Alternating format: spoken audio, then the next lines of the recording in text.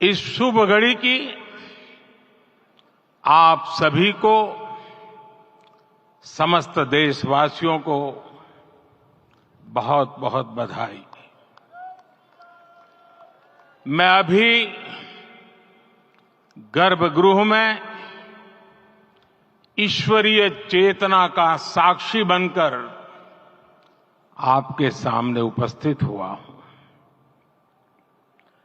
कितना कुछ कहने को है, लेकिन कंठ अवरुद्ध है। मेरा शरीर अभी भी स्पंदित है, चित्त अभी भी उस पल में लीन है।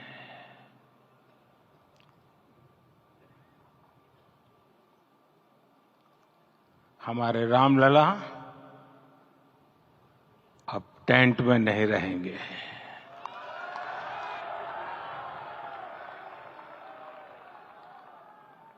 हमारे रामलला अब इस दिव्य मंदिर में रहेंगे। मेरा पक्का विश्वास है, अपार श्रद्धा है कि जो घटित हुआ है इसकी अनुभूति देश के, विश्व के कोने कोने में राम भक्तों को हो रही होगी। ये क्षण अलौकिक है, ये पल पवित्रतम है। ये माहौल, ये वातावरण, ये ऊर्जा, ये घड़ी प्रभु श्री राम का हम सब पर आशीर्वाद है। 22 जनवरी 2024 का ये सूरज एक अद्भुत आभा लेकर आया है। 22 जनवरी 2024 ये कैलेंडर पर लिखी एक तारीख नहीं, ये एक नए काल चक्र का उद्गम है।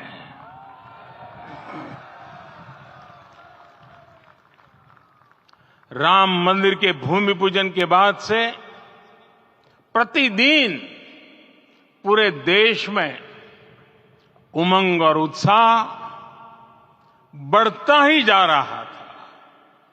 निर्माण कार्य देख देशवासियों में हर दिन एक नया विश्वास पैदा हो रहा था।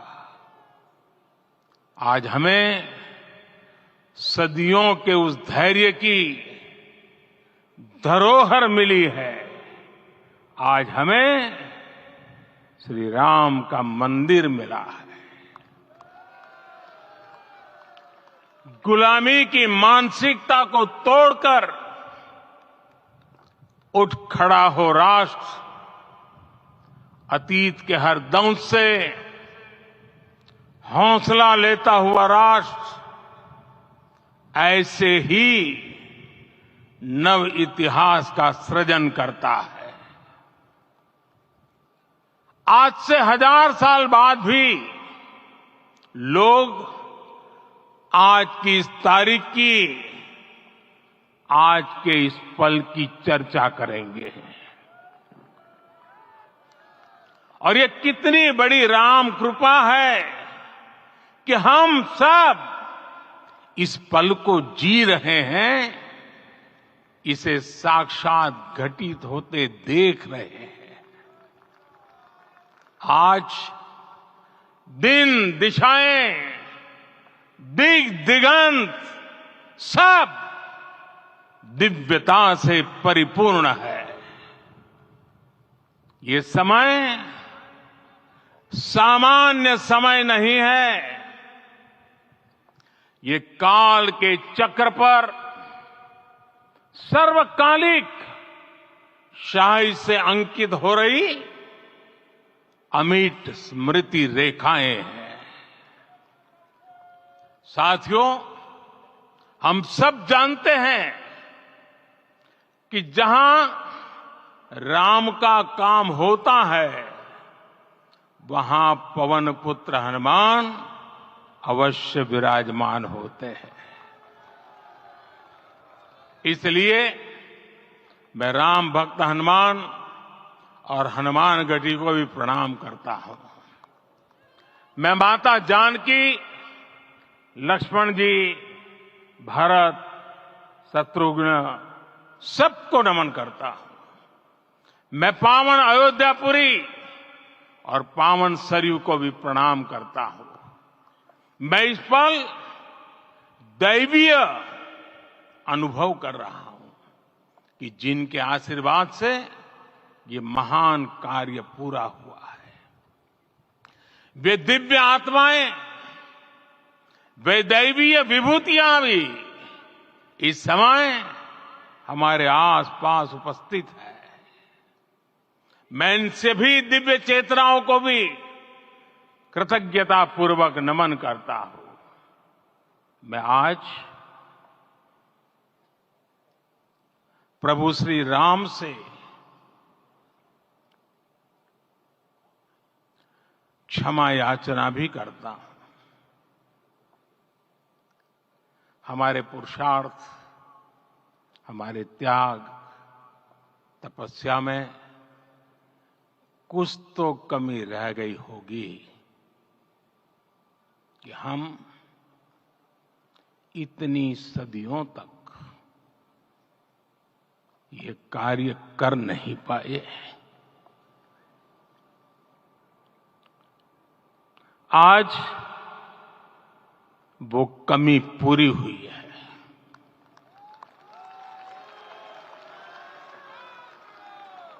मुझे विश्वास है प्रभु राम आज हमें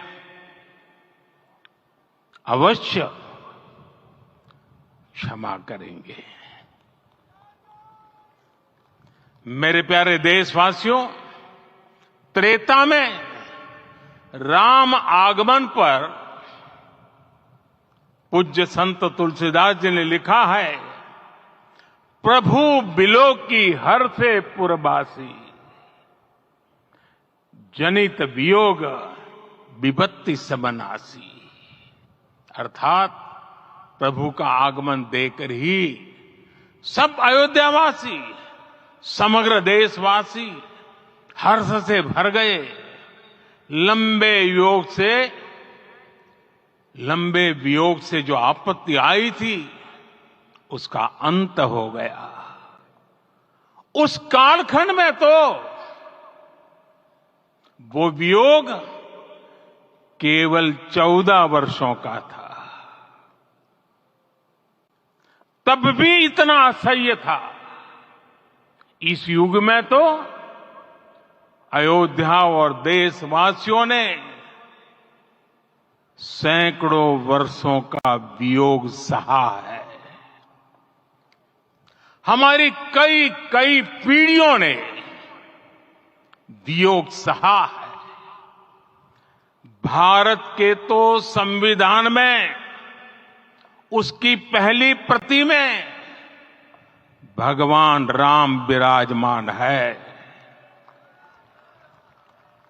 संविधान के अस्तित्व में आने के बाद भी दशकों तक प्रभु श्री राम के अस्तित्व को लेकर कानूनी लड़ाई चली। मैं आभार व्यक्त करूंगा भारत की न्यायपालिका का, जिसने न्याय की लाज रख ली।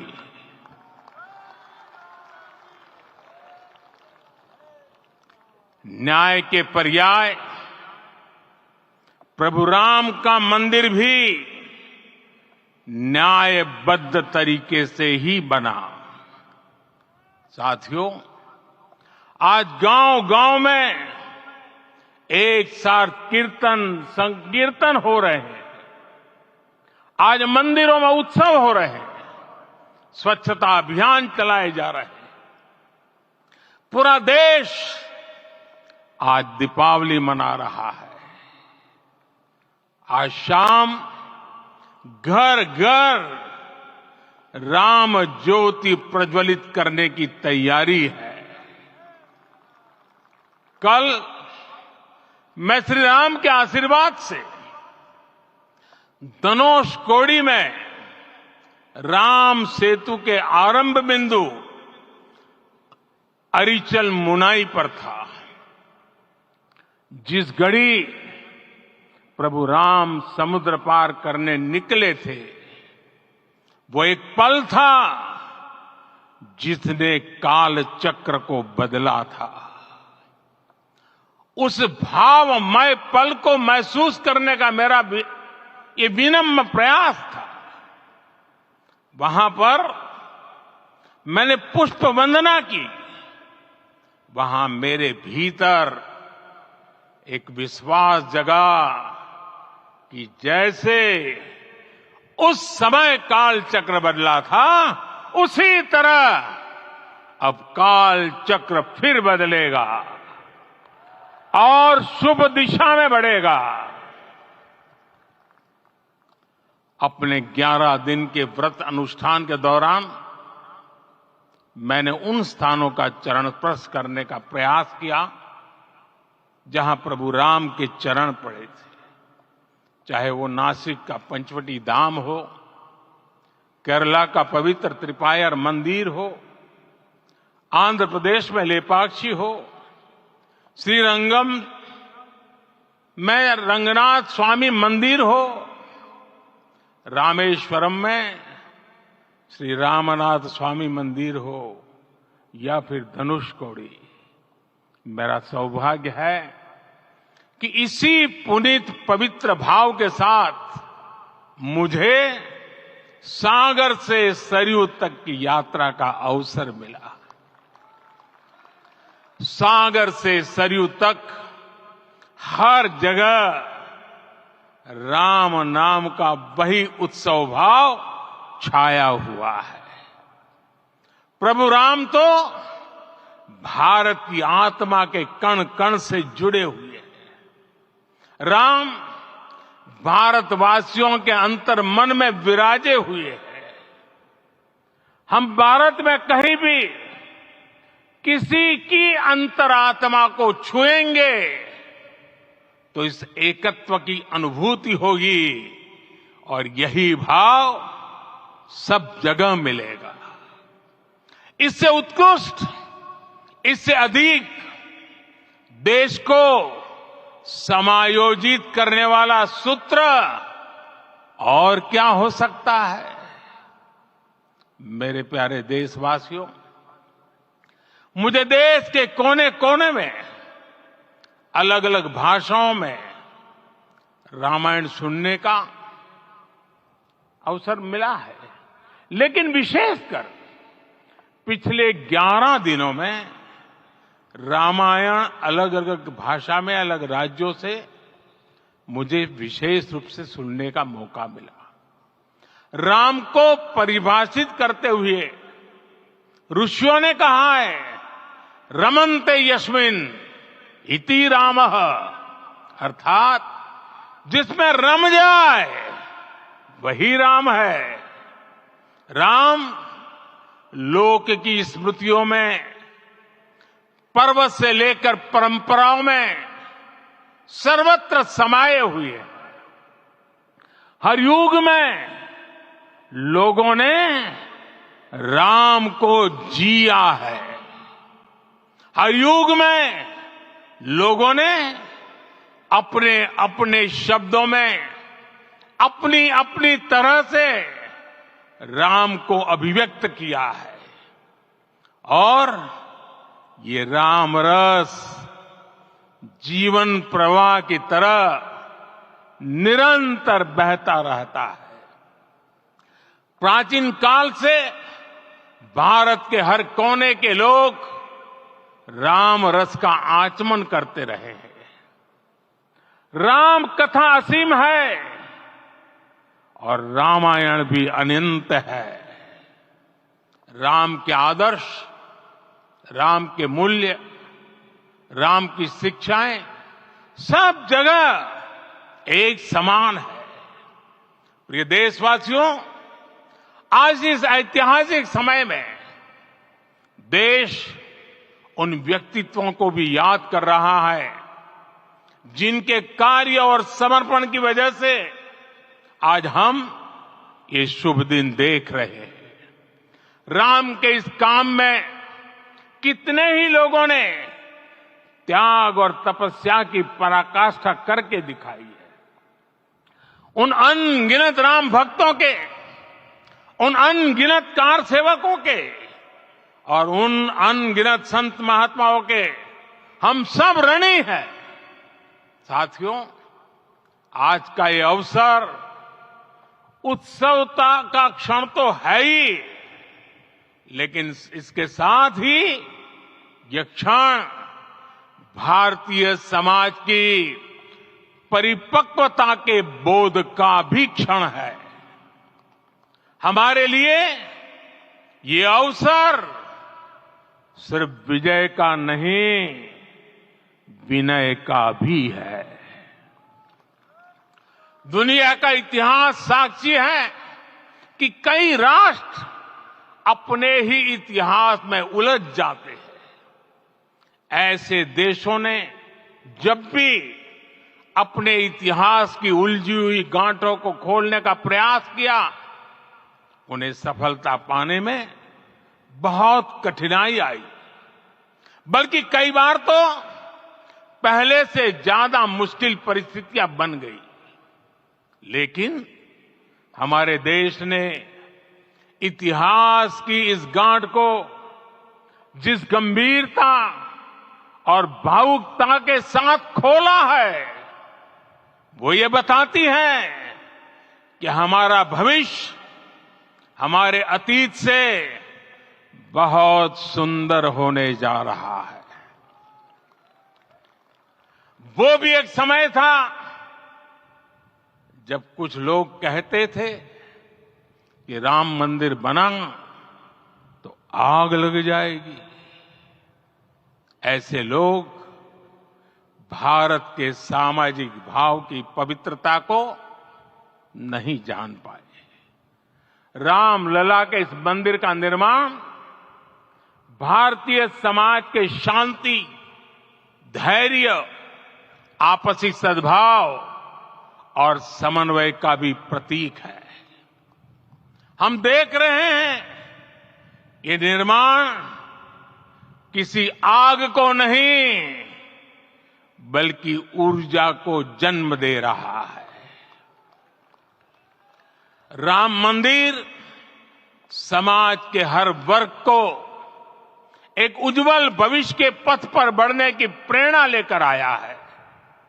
मैं आज उन लोगों से आह्वान करूंगा, आइए आप महसूस कीजिए, अपनी सोच पर पुनर्विचार कीजिए।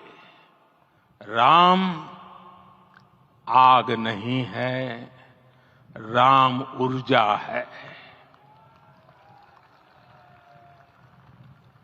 राम विवाद नहीं, राम समाधान है। राम सिर्फ हमारे नहीं है, राम तो सबके हैं। राम वर्तमान नहीं, सिर्फ वर्तमान ही नहीं, राम अनंत काल है।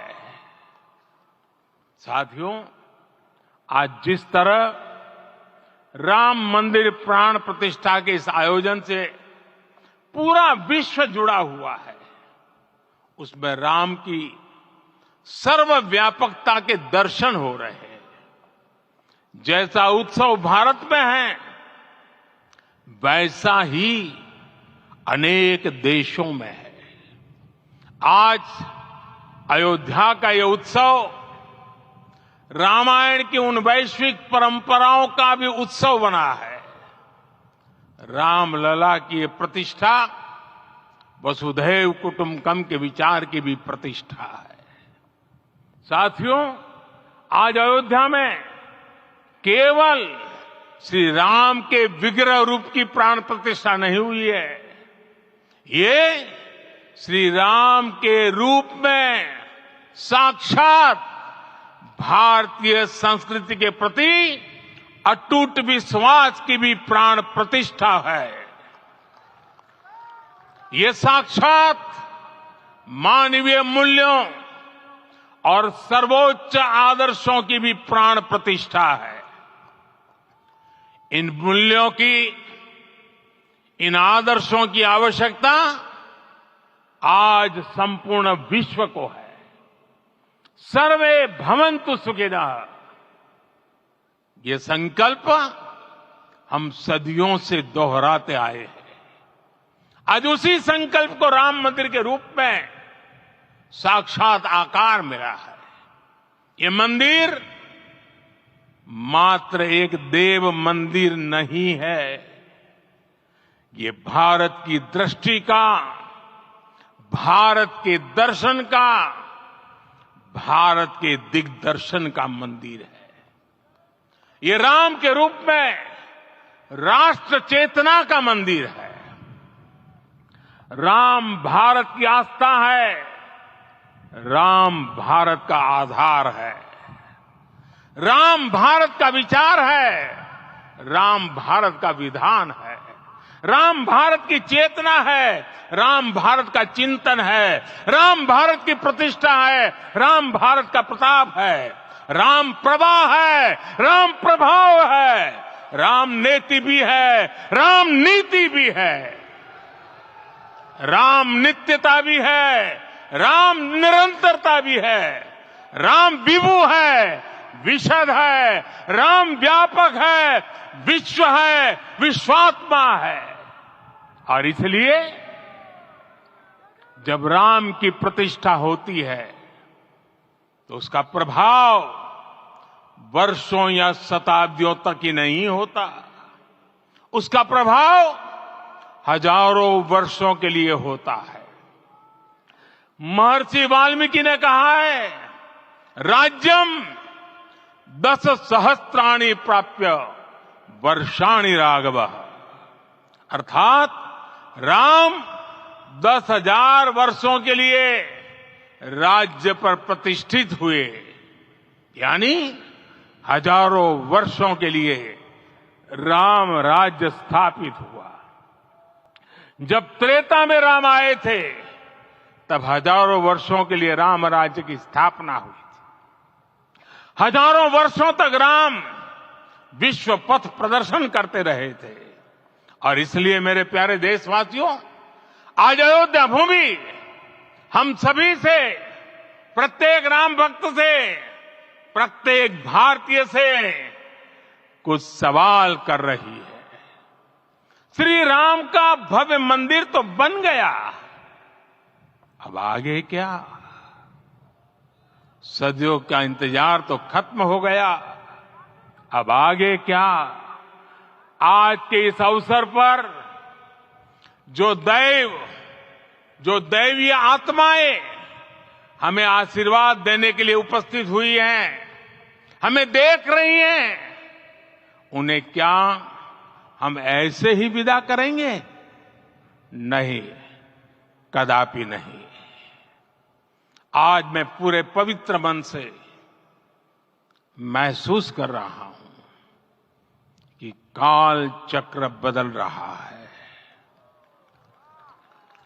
ये सुखद संयोग है कि हमारी पीढ़ी को एक कालजयी पथ के शिल्पकार के रूप में चुना गया है। 1000 वर्ष बाद की पीढ़ी राष्ट्र निर्माण के हमारे आज के कार्यों को याद करेगी। इसलिए मैं कहता हूं, यही समय है, सही समय है। हमें आज से, इस पवित्र समय से अगले 1000 साल के भारत की नींव रखनी है। मंदिर निर्माण से आगे बढ़कर अब हमें सभी देशवासी यहीं इस पल से समर्थ, सक्षम, भव्य, दिव्य भारत के निर्माण की सौगंध लेते हैं।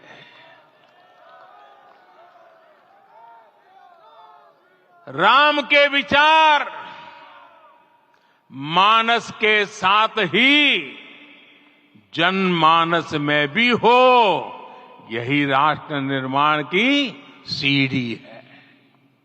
साथियों, आज के युग की मांग है कि हमें अपने अंतःकरण को विस्तार देना होगा। हमारी चेतना का विस्तार देव से देश तक, राम से राष्ट्र तक होना चाहिए। हनुमान जी की भक्ति, हनुमान जी की सेवा, हनुमान जी का समर्पण, ये ऐसे गुण हैं जिन्हें हमें बाहर नहीं खोजना पड़ता। प्रत्येक भारतीय में भक्ति, सेवा और समर्पण के भाव समर्थ, सक्षम, भव्य, दिव्य भारत का आधार बनेंगे। और यही तो है देव से देश और राम से राष्ट्र की चेतना का विस्तार। दूर सुदूर जंगल में, कुटिया में जीवन गुजारने वाली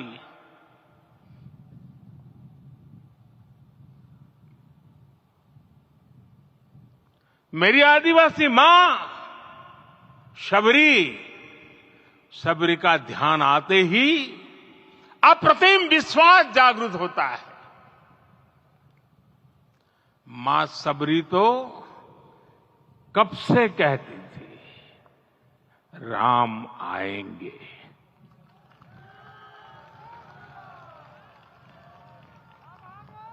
प्रत्येक भारतीय में जन्मा यही विश्वास समर्थ, सक्षम, भव्य भारत का आधार बनेगा। और यही तो है देव से देश और राम से राष्ट्र की चेतना का विस्तार। हम सब जानते हैं कि निषाद राज की मित्रता सभी बंधनों से परे है। निषाद राज का राम के प्रति सम्मोहन, प्रभु राम का निषाद राज के लिए अपनापन कितना मौलिक है। सब अपने हैं।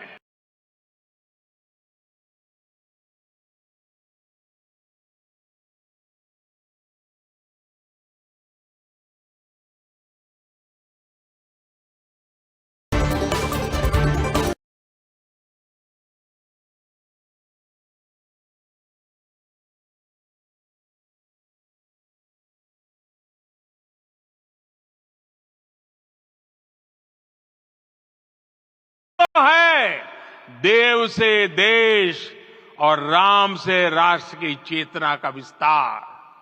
साथियों, आज देश में निराशा के लिए रत्ती भर भी स्थान नहीं है। मैं तो बहुत सामान्य हूं, मैं तो बहुत छोटा हूं, अगर कोई ये सोचता है तो उसे गिलहरी के योगदान को याद करना चाहिए। गिलहरी का स्मरण ही हमें हमारी इस हिचक को दूर करेगा, हमें सिखाएगा कि छोटे बड़े हर प्रयास की अपनी ताकत होती है, अपना योगदान होता है। और सबके प्रयास की यही भावना समर्थ, सक्षम, भव्य, दिव्य भारत का आधार बनेगी। और यही तो देव से देश और राम से राष्ट्र की चेतना का विस्तार। साथियों, लंकापति रावण प्रकांड ज्ञानी थे, अपार शक्ति के धनी थे, लेकिन जटायु जी की मूल्य निष्ठा देखिए। वे महाबली रावण से भिड़ गए। उन्हें भी पता था कि वो रावण को परास्त नहीं कर पाएंगे, लेकिन फिर भी उन्होंने रावण को चुनौती दी। कर्तव्य की यही पराकाष्ठा समर्थ, सक्षम, भव्य दिव्य भारत का आधार है। और यही तो है देव से देश और राम से राष्ट्र की चेतना का विस्तार। आइए हम संकल्प लें कि राष्ट्र निर्माण के लिए हम अपने जीवन का पल पल लगा देंगे। राम काज से राष्ट्र काज, समय का पल पल, शरीर का कण कण राम समर्पण को राष्ट्र समर्पण के ध्येय से जोड़ देंगे। मेरे देशवासियों, प्रभु श्री राम की हमारी पूजा विशेष होनी चाहिए। ये पूजा स्व से ऊपर उठ करके समष्टि के लिए होनी चाहिए। ये पूजा अहम से उठकर वयम के लिए होनी चाहिए। प्रभु को जो भोग चढ़ेगा वो विकसित भारत के लिए हमारे परिश्रम की पराकाष्ठा का प्रसाद भी होगा। हमें नित्य पराक्रम, पुरुषार्थ, समर्पण का प्रसाद प्रभु राम को चढ़ाना होगा। इनसे नित्य प्रभु राम की पूजा करनी होगी, तब हम भारत को वैभवशाली और विकसित बना पाएंगे। मेरे प्यारे देशवासियों, ये भारत के विकास का अमृत काल है। आज भारत युवा शक्ति की पूंजी से भरा हुआ है, ऊर्जा से भरा हुआ है। ऐसी सकारात्मक परिस्थितियां फिर न जाने कितने समय बाद बनेगी। हमें अब चूकना नहीं है, हमें अब बैठना नहीं है। मैं अपने देश के युवाओं से कहूंगा, आपके सामने हजारों वर्ष की परंपरा की प्रेरणा है। आप भारत की उस पीढ़ी का प्रतिनिधित्व करते हैं जो चांद पर तिरंगा लहरा रही है। वो 15 लाख किलोमीटर की यात्रा करके सूर्य के पास जाकर मिशन आदित्य को सफल बना रही है। जो आसमान में तेजस और सागर में विक्रांत का परचम लहरा रही है। अपनी विरासत पर गर्व करते हुए आपको भारत का नव प्रभात लिखना है। परंपरा की पवित्रता और आधुनिकता की अनंतता, दोनों ही पथ पर चलते हुए भारत समृद्धि के लक्ष्य तक पहुंचेगा। मेरे साथियों, आने वाला समय अब सफलता का है। आने वाला समय अब सिद्धि का है। ये भव्य राम मंदिर साक्षी बनेगा भारत के उत्कर्ष का, भारत के उदय का। ये भव्य राम मंदिर साक्षी बनेगा भव्य भारत के अभ्युदय का, विकसित भारत का।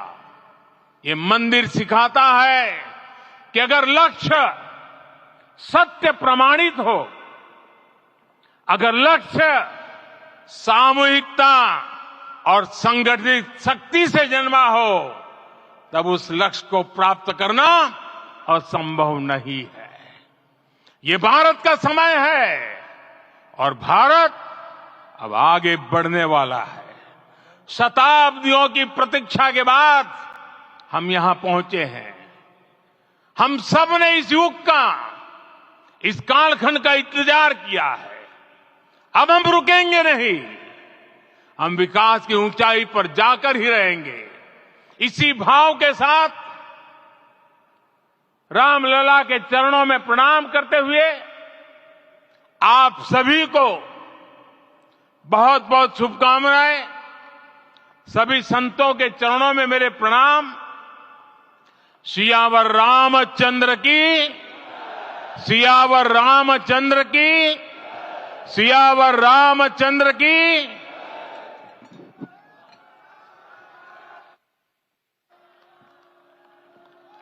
मैं आपसे निवेदन करूंगा, अभी थोड़ा आसन ग्रहण करिए। माननीय प्रधानमंत्री जी यहां से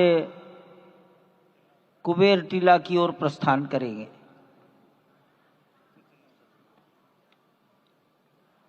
माननीय प्रधानमंत्री जी के